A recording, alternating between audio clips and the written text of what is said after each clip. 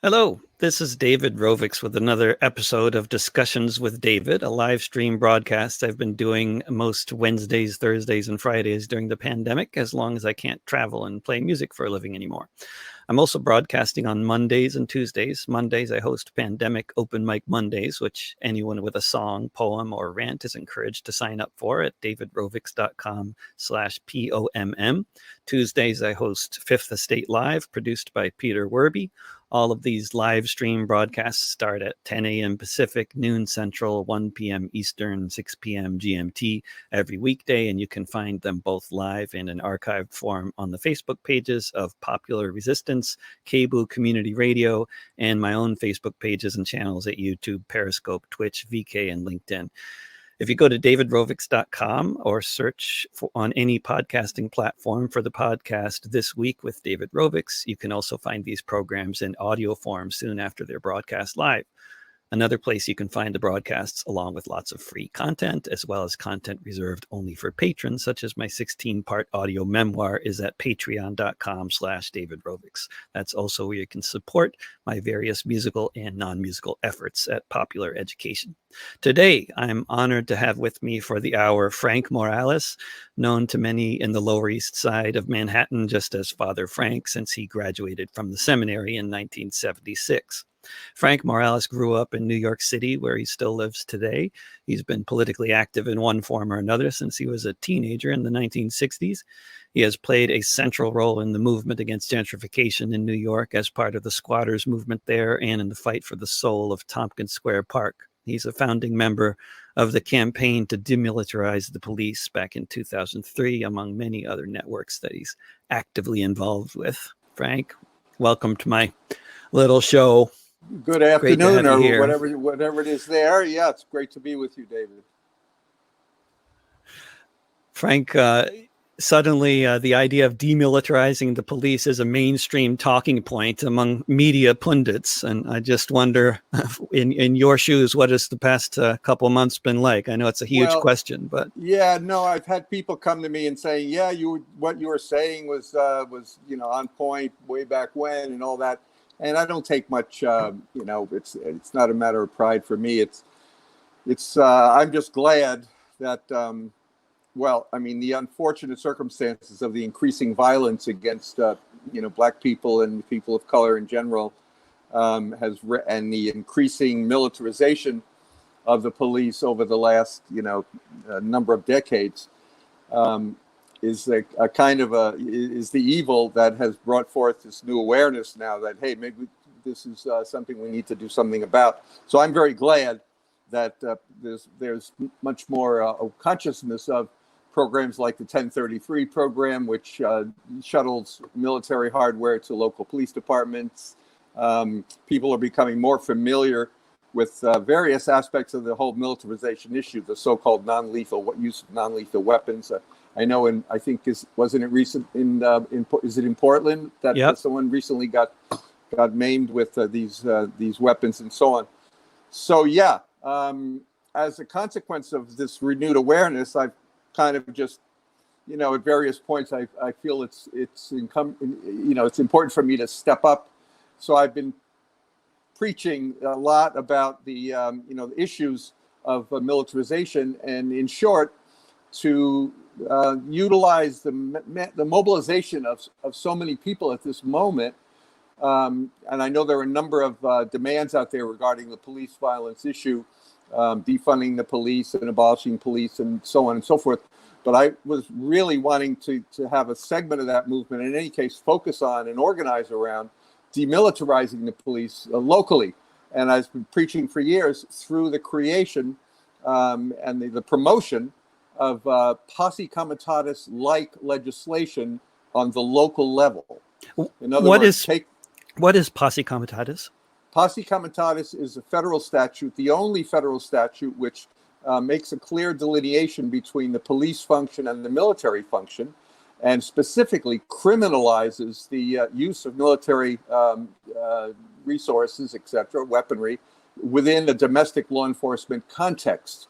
It's a simple sentence and a half or so statement that federal law that is the kind of the foundation of these, the bright line that exists between the police function and the military function.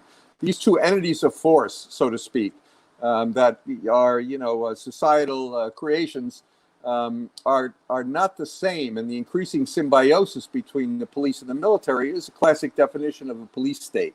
So by enacting this kind of legislation, and it recapitulated, just like I say, Posse Comitatus like legislation, city councils passed, we will no longer allow these kinds of military weapons into our community for use by the police, etc. Barring, reaffirming that there's a difference between military and the police and so forth. Ban these weapons in the hands of local police departments. The contracts, for instance, for all the so-called non-lethal weapons, that the local police department, whether it's in Portland or anywhere else, those contracts exist. The police department, they bought so many rubber bullets last year and so forth. Identifying those contracts, the contractors involved, in organizing around shutting those contracts down.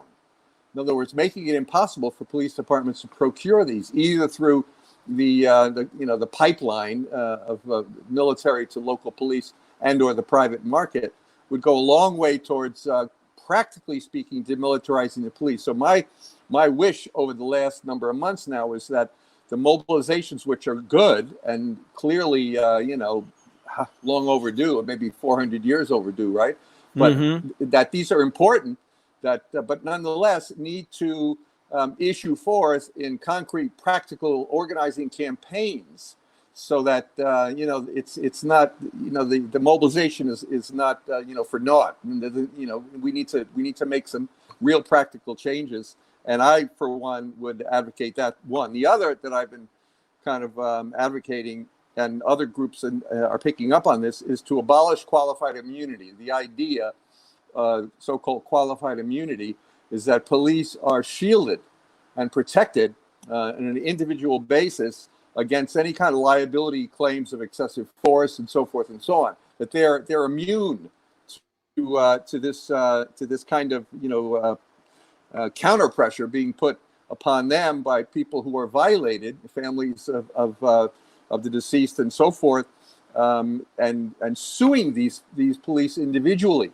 It would give pause to these officers that are out there brutalizing people and violating people, if they knew that they could be sued personally, that they could, they were subject to the same kinds of restraints that you and I are subject to. So the doctrine of qualified immunity, which shields the police, all the police departments make use of this, needs to be abolished. And there's been a lot of talk about that, about qualified immunity, but then again, doing something about it is one thing, and talking about it is another. I mean, it seems like there's many city councilors in many cities. There's at least one or two decent city councilors talking about doing the right thing, but then when it comes down to this, the majority or the mayor, it's totally a no-go. But you were also talking. It's gone to the Supreme Court. It's gone to the Democrats were raising it, and it was a non-starter from the point of view of some of these people. That's not the approach. The approach has to be something along the lines of ballot initiatives, ways in which the citizenry can enact laws from the ground up. You can't rely. Has ballot initiatives? I know you wrote about that recently as well. And has ballot initiatives been something that I mean, it seems like there is a pretty good record of ballot initiatives actually doing things that the politicians never seem to do otherwise, like legalizing cannabis, for example. But are there other good examples of ballot initiatives that have really made a difference? Or you have a lot of... Yeah, I don't have those in hand, but I know that, for instance, there are various, organizations that concentrate and focus around, Mike Ravel and others have championed this approach, and you can go to look at his stuff. But there are a number of the issue here, though. Yes, this is a viable approach to creating law and criminalizing those activities on a local level that the citizenry believes are crimes and need to be criminalized. The problem is that various states have different requirements in terms of ballot initiative campaigns. Here in New York, it's very difficult. For instance, in the 9/11 Truth Movement a number of years ago, this is back in 2006, I think it was, we collected I don't know, 20,000, roughly 20,000 signatures, as I recall. You only need like 8,000 or whatever to run for mayor, right? We had, and these were valid, verified. They had gone through the whole process and so forth. Then they just shot it down on the basis of it's a national security issue and don't forget about it. But Mm. it's even more stringent in terms of New York, for instance, to initiate to create a ballot initiative around the doctrine of qualified immunity, because it has to do with our charter or need to go through the city council. But basically, every municipality research what it is that's required to put together a ballot initiative and organize campaigns with all these folks who are mobilized around these kinds of things, where we can enact real change and just take us incrementally along the way. Obviously we require, as a people, as a society, as a world, a big change. So all these reforms along the way, but reforming, taking the military equipment out of the hands of these cops and these so-called non-lethal weapons, which are not certainly not non-lethal, and abolishing the doctrine of qualified immunity in the local police departments would go a long way towards ameliorating some of the conditions that are currently evident. And one of the situations that is also being discussed now with, I think, appropriately great alarm in the mainstream press and even quite a bit in the business press is the imminent tens of millions of evictions that people are facing throughout the country. They say between now and September, if things continue as they're going, and this is all, as people are sort of in the streets are making clear. This is intimately related with police violence and with the power of policing, because it's ultimately the police that are going to be carrying out many of these evictions. Huh? Yes, If exactly. you could talk about your any thoughts you have on this subject. Well, as folks know, the pandemic has created a situation where people are unable to pay their rents, now falling 2, 3, 4 months behind and arrears and so on. We here on the East Village and the Lower East Side are in the initial stages of organizing what we term an eviction-free zone, a neighborhood where there's no evictions in the neighborhood. But the important point is, in terms of our organizing, there are a number of groups that are talking about this and canceling rent rather than just allowing rents to accrue over a number of months and so on, and leaving somebody in a hole, just later on, rather than in the immediate circumstance, but canceling the rents and so forth. But in terms of organizing around evictions, it's one thing, and it's prudent, and it's something that we can support.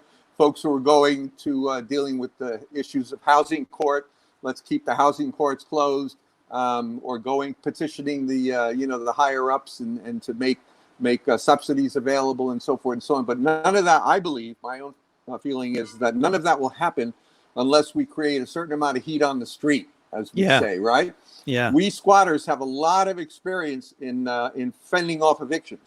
We were the target of evictions for like 3 decades. And you fended off so many evictions. And I remember the last time I saw you actually was at the Republican National Convention at St. Mark's Church in 2004. And you were talking about, to me, amazing stories, which I've heard similar stories from Germany and other countries. But it's not stories that many people outside of New York City or even within New York City are so familiar with. The number of times that you successfully fended off attempted evictions, that the police retreated.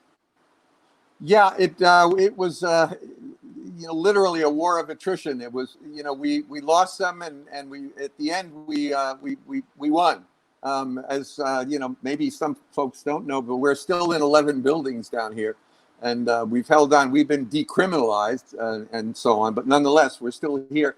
But that was due in a large part to an effective eviction defense, which has many aspects. It's developing, a real solidarity with your local community, so that people come out when you make the call. But it's also developing the logistics to make the call.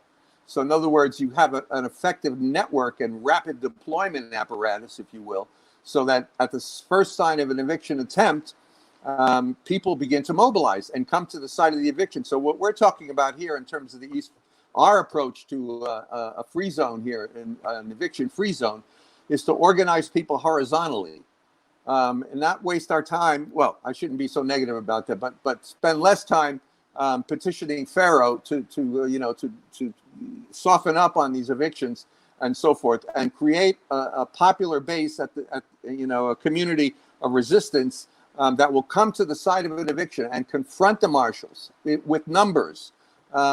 My experience has been overall that, generally speaking, a marshal and 2 or 3 or 4 cops, or even like more than that, they're no match for a couple of hundred people, minimally a couple of hundred. And we get more, even better, who are organized in such a way, both inside and outside the premises, and obviously with the acquiescence of the targeted victim, right? That say, no, look, I realize that I've exhausted the legal channels. I'm 6 months in arrears. It was not my fault, but the courts are evicting me, and I realize that. But that there's another layer. In other words, the legal arena is not the end all. In other words, the legal arena is only is just a reflection of the interests of capital and predatory capitalism and speculation on land and so forth. Yes, people subscribe to the courts. They go and they petition, they fight, they get lawyers and so forth. But at the end of the day, if that's not going to keep you in your home, and this is where people have to make the decision, then to resist utilizing the popular support that you have in the community and create new situations, right? And by doing that, you create policy options. Once people start organizing on the street, it's like, take me to your leader. You know what I mean? It's like, right. Who can we meet with? So then those people who are interested in that can enact those kinds of things, and it's canceling rents and so on and so forth. Maybe even taking the buildings out of the hands of these landlords. In New York here, it's called a 7A proceeding and so forth. So, there's any number of possibilities, but none of that will come into play unless there's organizing on the street. And we create power in the only place we can create the power, which is where we live. Yeah. This is where we have our power. So we learned that as squatters. We learned that, by organizing effective eviction watch. And I won't go through all the details of how to do that, but it includes tabling. For instance, if we set up a table in Tompkins Square Park, people are coming by and say, look, if someone's evicted in our community because they can't rent, are you willing to come out and support them? If so, sign here. You see, and over a period of a number of weeks and months, you collect signatures. It's like an old-fashioned phone tree, right? Although I know nowadays with the youth, signatures they have with phone. Because I was wondering about the specifics of that. Because, what I've been setting up around here is a sort of what we, I guess, 10 years ago, it was frequently called a text mob. I don't know what they're calling it now, but basically setting it up so that people can sign up for text notifications when there's an eviction happening, and then I can text them and they can all hear at the same time and hopefully meet me somewhere. I remember you talking about how the technique with the squats was to make sure that there were good enough barricades at the squat to hold off the cops for an hour because it would take about an hour for the word to get out. Yeah, that's the thing. I mean, like I said, there are a lot of aspects to this, and we've learned this over the course of, wasn't some derived from the abstract. You learned it from experience. Yes. We learned from experience is that you have an effective list. And these days, we didn't even have cell phones. This was like somebody had to go to get it going. But eventually, where within a half-hour time, when the call would go out, we'd have 100 or 200 people in front of the building. And this is what is required. So by any means necessary, create a rapid deployment capability in the community, but also have folks who are creating relationships with those who call out. In other words, they've seen the sticker in the neighborhood that says, "Are you facing eviction? Call so and so." Right? That's the first line of hope right there, because people are isolated. They're dealing with landlords, so they call you. You seek. Are you willing to? We'll go with you to court, and we'll go. What stage are you at? So, but are you willing to take it beyond that? In other words, and alert them to all the various legal aspects. Obviously, if they're challenged from a law enforcement point of view, there are issues there, and so forth. You have attorneys that are involved in various aspects that you bring into play, so you have a responsible but strong resistance movement at the base, you see. And once you begin to do that, after 1 or 2 or 3 cases, and your messaging is there, your public, people are resisting on the streets, they're not allowing these evictions and so forth and so on, there will be things set in motion with with it's the banks and the politicians and so forth, saying, look, we're going to have to subsidize these owners, or we're going to have to give some sort of subsidies to the tenants, because we don't want this to get out of hand.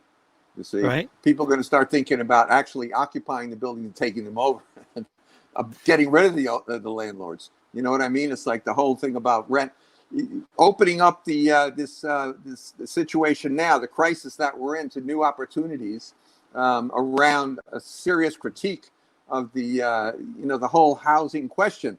This speculation on land is the foundation of capitalism to a large degree. That and the ideology of white supremacy and all the rest.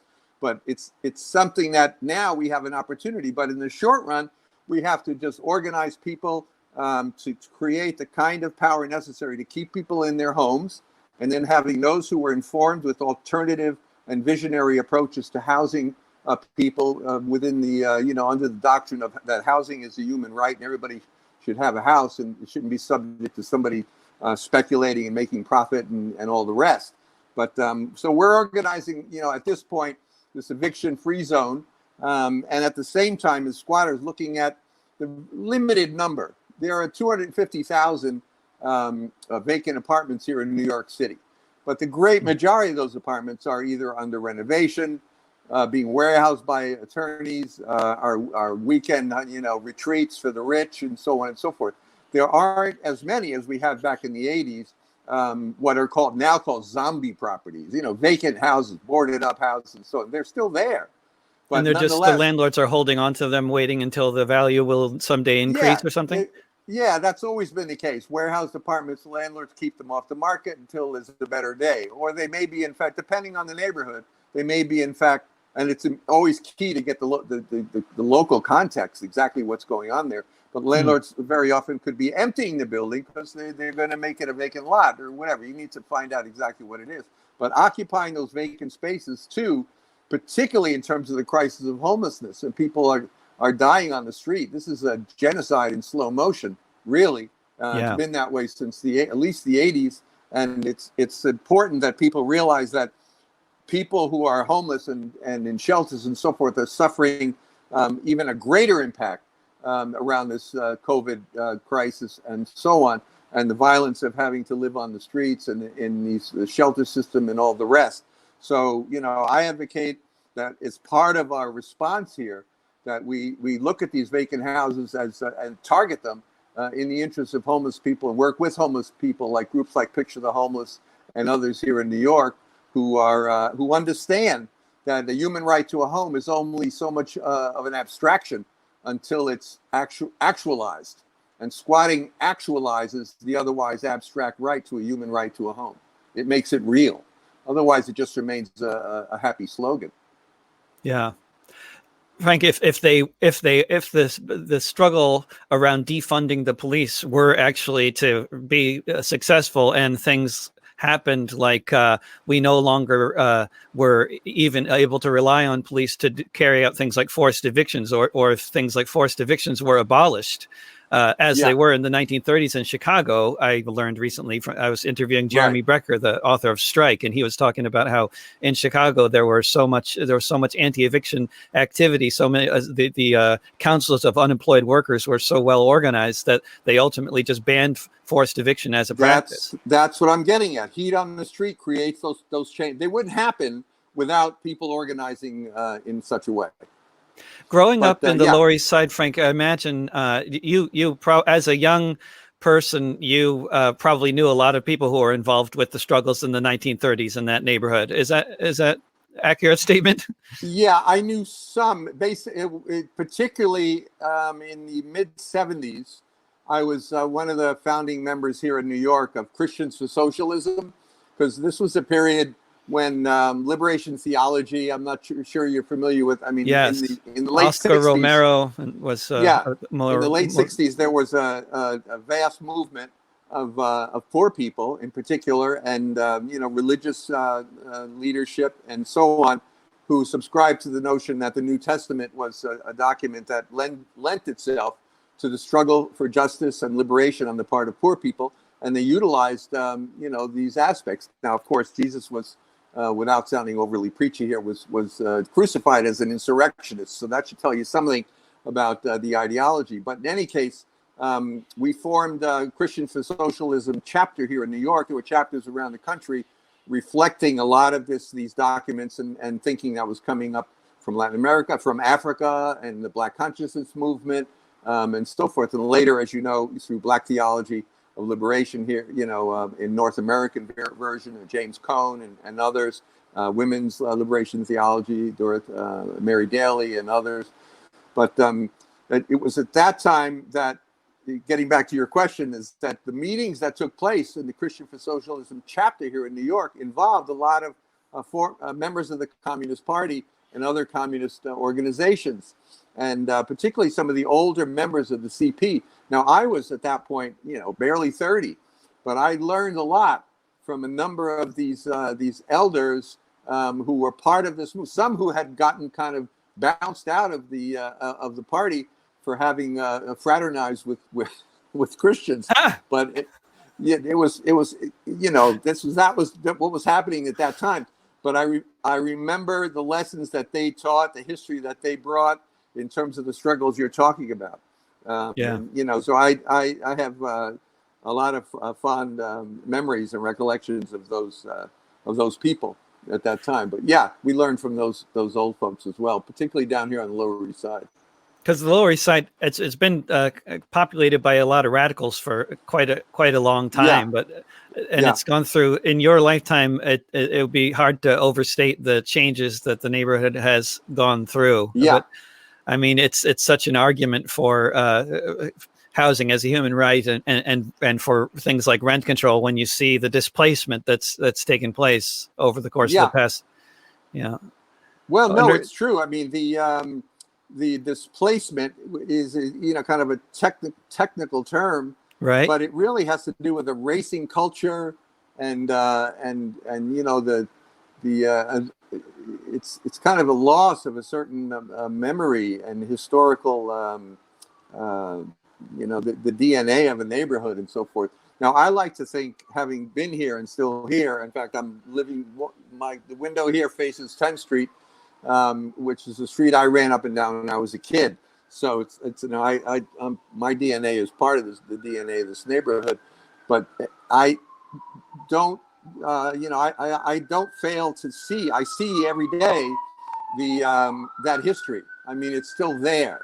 A lot of the architecture is gone. Some of it's not. My house is still there. But the spirit on the street, and the history of the street is still there. And I think it does inform a lot of the new folks that are coming in.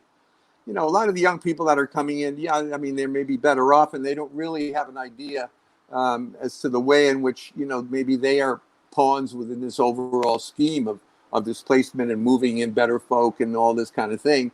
And, allowing themselves to be extorted for these ridiculous rents that they're paying and all of that. But at the same time, I've talked to enough of them, and I've seen lately, particularly in the mobilizations that are taking place now, that a lot of those kids, they're hungry for that history.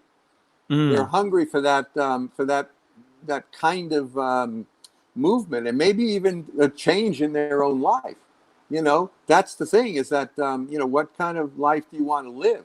And I think having the examples and the history prevalent here in a neighborhood like this, but they're all neighborhoods, and Portland certainly got a share of history there. Portland is incidentally the most rent-burdened city in the United States. Portland is. There you are. In terms of the how much people make relative to the cost of rent. And I wonder if the radicalization process with some of the new residents, there's so many waves of gentrification, right? So like people who moved there in the 90s who were getting what they thought was really finding apartments that were really cheap in the Lower East Side, which most locals would have thought of as unavoidably expensive. But then 20 years later, the cost of those cheap apartments that they were renting is now like 4 times as high, right? No, this is the case. But you know what the point is, I think, is that tenants as a rule are probably tenants are the largest, I don't know, I could be wrong on this, the largest oppressed group, right? And I think that the enemy, the policy of land speculation and of rent and on all the rest, all of that's attached to the housing for profit system. That it is a paper tiger. If tenants mass together and you created rent strikes, neighborhood-wide rent strikes, and so forth and so on, they would fold. They couldn't. There aren't enough police to deal with the issue of non-payment of rent. In other words, withdrawing support to the whole housing for profit system. But that's easier said than done. And what is the obstacle there? All right, people are individual. They fear. They're isolated. That's the definition of being a tenant, right? You're isolated, and so you're fearing eviction and so on. But let's say you got over that, and you knew that your whole block was going to go on a rent strike. You felt a sense of collected solidarity. You're on it together. You had a smart KG lawyer that was going to protect you. You felt you were secure. People need to then move to the stage of where they really do believe that the housing for profit system is a fraud and it's immoral and it creates violence. I mean, it's a violent system that leads to insecurity of tenure, to outright, you're dealing with the violence of the street.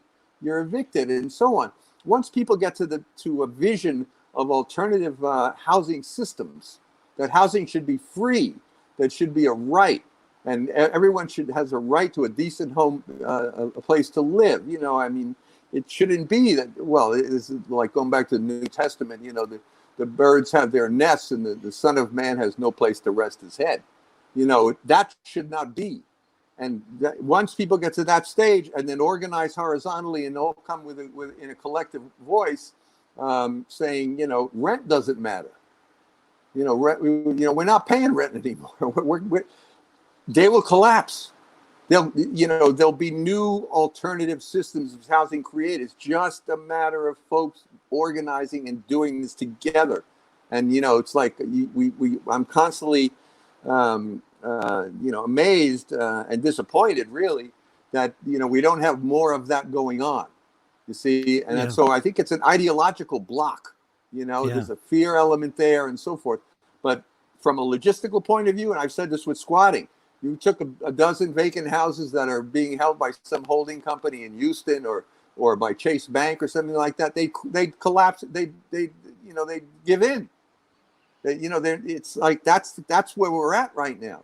And people just need to believe in one another and get out there and organize in such a way, and and with in a secure environment. Understanding the legal ramifications of what they're facing, but the greater good is just so overwhelming that it's like people really do need to get out there. And when people are facing evictions in this kind of numbers, then obviously it seems pretty clear that the various the federal government and many state governments and local governments are well aware of the potentials here, and that's why they're doing all these eviction moratoriums. They're terrified. Yeah, and they'll do more if people do more. You see, in other words, we come out strong and say, look, we're not allowing for this, and there's 500 people stopped the eviction of Mr. and Mrs. So-and-so and their family yesterday. And this starts to happen around the country. And people just say, well, look, we don't care about the legal system telling us that it's time to go. Yeah, we understand that. But this is, there's a higher level here.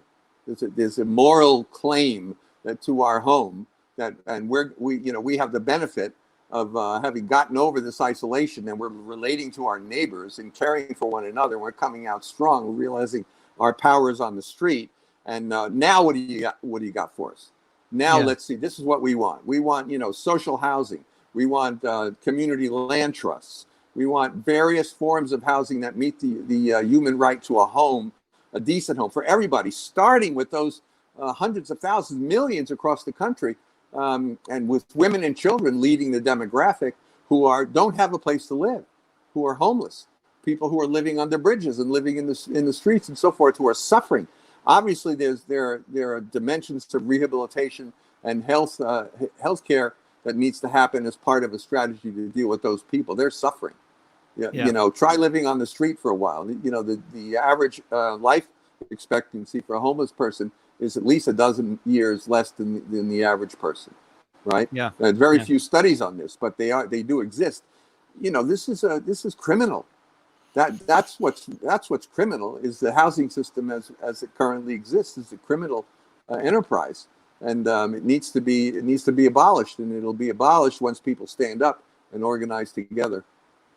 And overcome that internal ideological obstacle that's in so many people's minds that says that they have just failed to Right. live up to the society's expectations, and really it's Precisely. their own personal failure that they can't afford the rent. And but then Precisely. what about then there's I think a fair number of people who they may be having a terrible time trying to pay the rent and live in a place like New York or Portland or San Francisco, but then they also are in a situation like if they manage to just make it until their parents die, then there's a house in the suburbs they're going to be inheriting. I mean, that's the situation for quite a few people too, and I wonder how much that sort of that reality plays into the whole situation. Any of those situations where people's personal story, they have a parent that's been paying their rent for a while, but the young person that wants to be independent, doesn't want to take mommy's money anymore, or a case where like somebody like myself, and I'm sure many people like me who never in a million years had anybody in behind the scenes who was going to foot the bill for them at any point ever. We grew up poor, and I never expected that. And then others who, like you're saying, who have at a certain point, later in their life, they're secure in the knowledge that they'll inherit something along the way. Everyone has a story of one form or another, and looks for security in place in where they can find it. But I think the thing is that in all of those cases, we all have the ability to transcend our immediate circumstances, the necessities of our own life, and transcend it to a point where we're in touch with the sense of virtue in life, of morale, what's moral, what's good, what's right. So it's like, yeah, this is my circumstance, but that's not as important to me as being in solidarity with the women and children in the South Bronx who are suffering and dying, because we need to get outside of ourselves. And if we're asking the question, like, do people matter? Does society matter? And do Black lives matter? Then how do we answer that question when it comes to questions of housing? Yeah, right. That's why it's so inspirational. I understand, these mobilizations can go any number of ways. There's a certain chaotic aspect to it, and so on. The mobilizations that have been taking place of late, and as I was saying earlier, I would hope they would siphon off or become more focused around particular campaigns and make some concrete changes and so forth and so on. But still, generally speaking, I think represent what I'm getting at, the sense that people are, what's the way to put it? I mean, are manifesting the good within themselves, and understanding their relationship to their sister and brother, particularly those sisters and brothers who are suffering, who are, practically speaking, they go to bed hungry.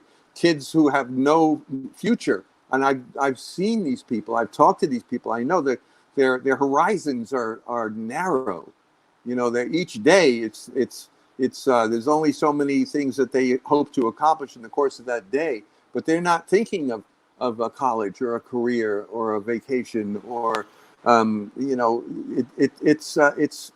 it's an obscenity what the level of dehumanization that we have to live with every day and experience. And I think when people realize that and see that and are at the same time in touch with their the demands of their conscience, the demands of what they know in their soul is correct, is right, and what is wrong, what is evil, and then come out So all these young people who are out there, I mean, they're going through this.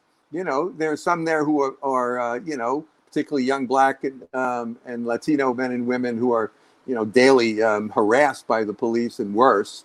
But I'm talking now specifically about a lot of these young white people and students and others and people who maybe are in a class situation where they're not affected by some of these things, and so they're coming out. People are coming out, and it's like they're doing it on the basis of a moral claim upon their own soul. It's a call, and I think that's the beautiful part of it. And I think more and more as we approach the housing question and some of these other things, the key thing is utilizing our strength in numbers. The key thing is getting out there and have organized and focused campaigns. And, we know there'll be infiltration. They'll try to distract and divide and shuttle it down some kind of parliamentary endless, route with no end. I mean, there's all of those things are there. But the fact that now people are beginning to wake up, I love that expression, woke, it's great, right? Because that's or as we used to say, people, you know what time it is. I mean, it's the time now. This is the time. There's been, before the pandemic and everything else, there was a lot of talk in the media about people would talk about how progressive Mayor de Blasio is and the reforms that have been enacted in New York City. And I'm just wondering, in terms of the people you're talking about, the hope, those who with no hope feel like they have no future. I mean, have you seen anything concrete in terms of anything that de Blasio has done? No. That's kind of what I thought. I'm just wondering. No, he rode in on. I mean, going up against a billionaire. Bloomberg.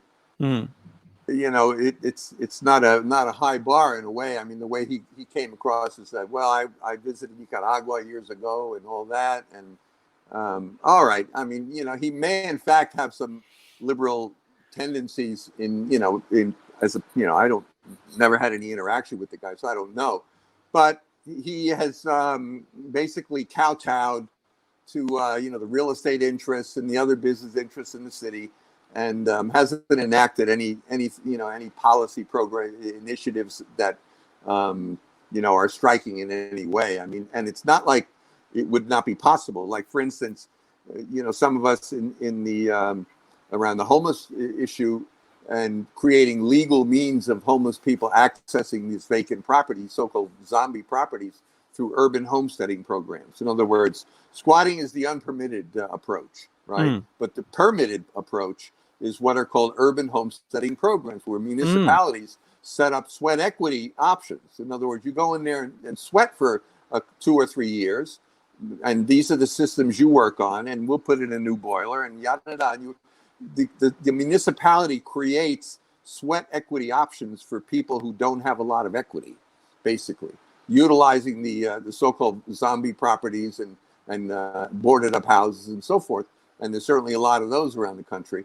That would be something here de Blasio could initiate tomorrow. We've had urban homesteading programs. They canceled them in the early 90s, but they could reinstate them for this. There aren't as many vacant properties, but they're there. And I think it's something that he could do, which would and pull some of the $1 billion a year that goes into the homeless industrial complex here to house people in these so-called shelters, or these greedy landlords taking $1,200 or $1,500 a month per head, and stuffing the homeless guys inside of an apartment and telling them they got to be out at 7 and they can't come in later than 8 o'clock at night.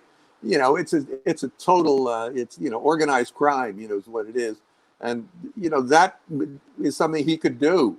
He could do a number of things, but now we haven't gotten a lot of, I don't have a lot of things positive to say about Mr. de Blasio. Good. Frank, one of the things that I keep wondering since the election of Donald Trump is it just seems like fairly obviously he's just been trying to provoke a 9/11 moment, and he's just not getting it. And it's now been almost 4 years. But it seems like he's doing everything he possibly can to offend as many different groups of people in the world as possible, hoping somebody's going to retaliate so that he can declare fascism, have a good excuse for declaring fascism.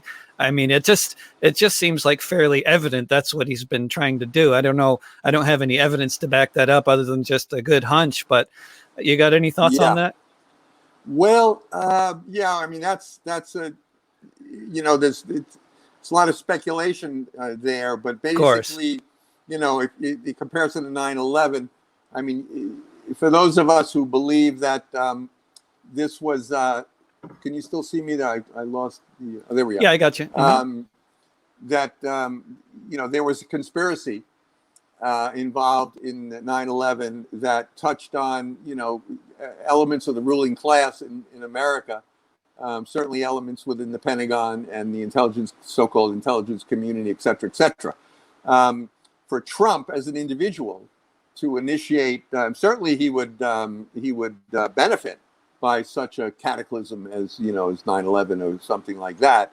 So yeah, you think, oh boy, this is this guy is capable of utilizing this kind of thing to distract and allow him to maintain his power, cancel the elections, and all the rest.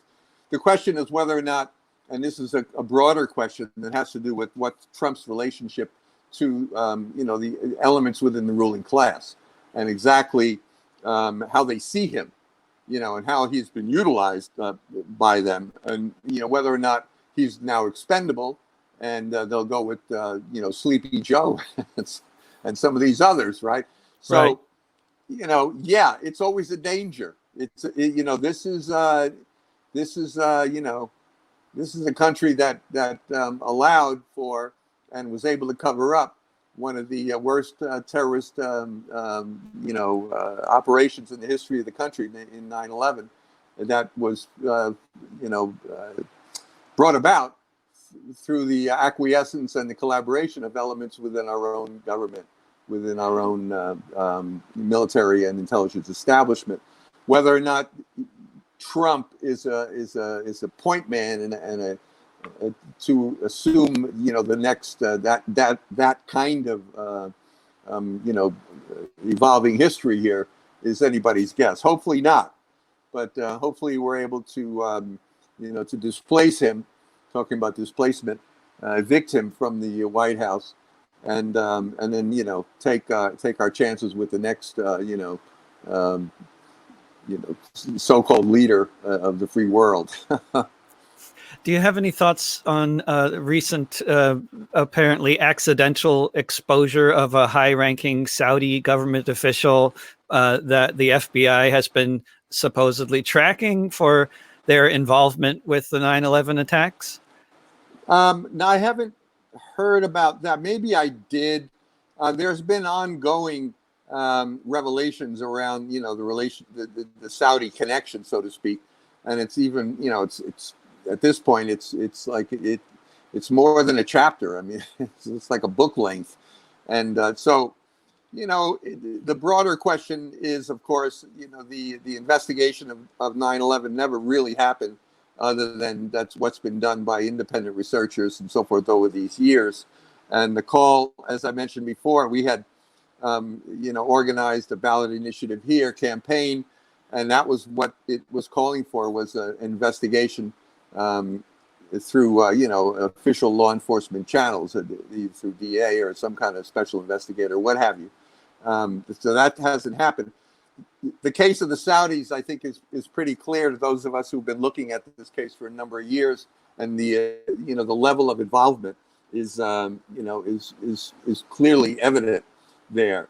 But whether or not this surfaces and sees the light of day, again, depends on the willingness of people to engage in this kind of campaign. And you and I know, I mean, the demonization and the trivialization and worse around folks who raise this question. I remember during those years of the RNC in 2004, we were having regular Sunday gatherings at St. Mark's Church around this whole question of 9/11, and just saying to people, look, we have questions.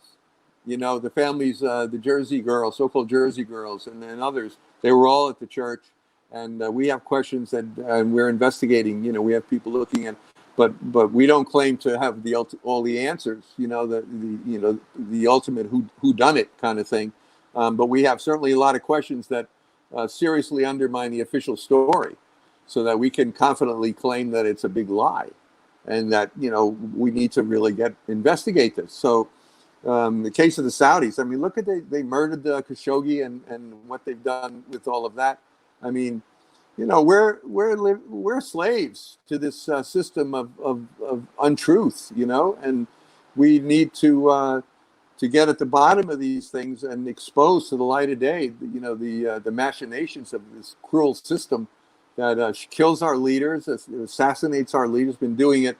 For decades and decades and decades. Think of the Panthers. Think of our leaders, King, Malcolm, even the politicians. The Kennedy brothers, and these are ongoing brutalities and the kind of the history of America is a history of state violence, and it's all pervasive. We're lucky that we still have the ability to feel. Human, it's a revolution to be human. That's really what's required. I'm hopeful we can continue to struggle with around that case, though, because I haven't given up on it. I haven't given up on the RFK. My friend and I, Bill Pepper, the other day sent. He drafted a letter to the International Criminal Court, the Criminal Court on Human Rights.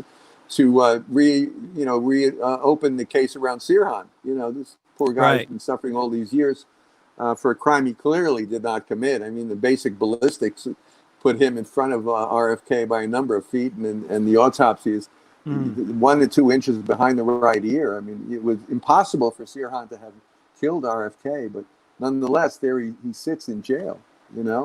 It seems like with all the people.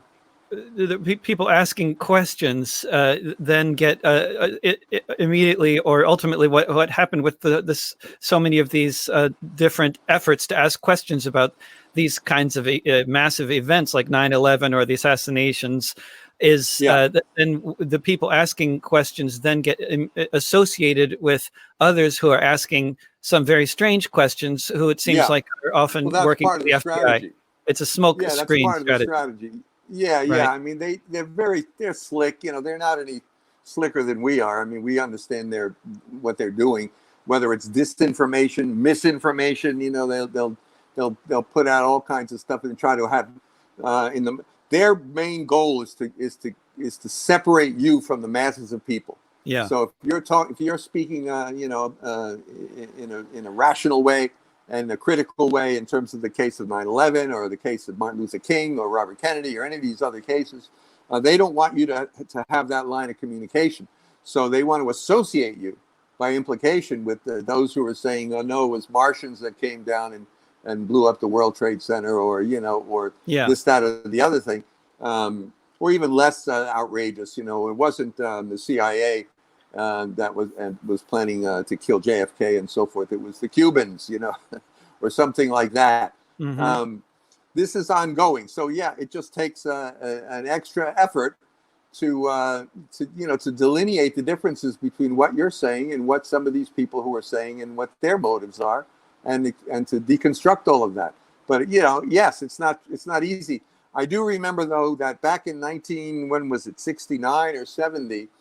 When we as college students, which we were on strike, of course, but all these various people would come through, speakers. There was a lot of radical people coming through at the time, and I remember at one point Herbert Marcuse there, who was the author of Eros and Civilization and some of these other books, and he was one of our heroes back then, right?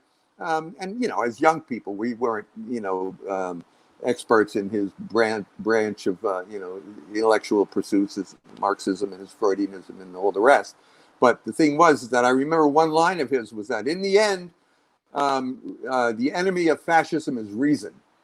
And it really struck me at that point. It's like, it's they'll try to Confucianist thinking and then try to separate you from the masses of people, particularly from any kind of mainstream media or any kind of platform where you could speak to a number of people, and so forth. But it doesn't negate the fact that we need to continue to think critically, to express ourselves clearly, and to go with, to the best of our knowledge, is the truth of the matter, is what conforms to the real situation.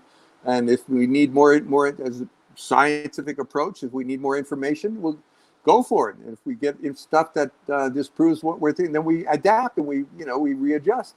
But we approach this thing in a rational way. Right. That would be the ideal approach, would be rational. But if it's no, it's not easy. I mean, because that's the idea. Fascism, one of its defining characteristics, it's a cult of irrationality.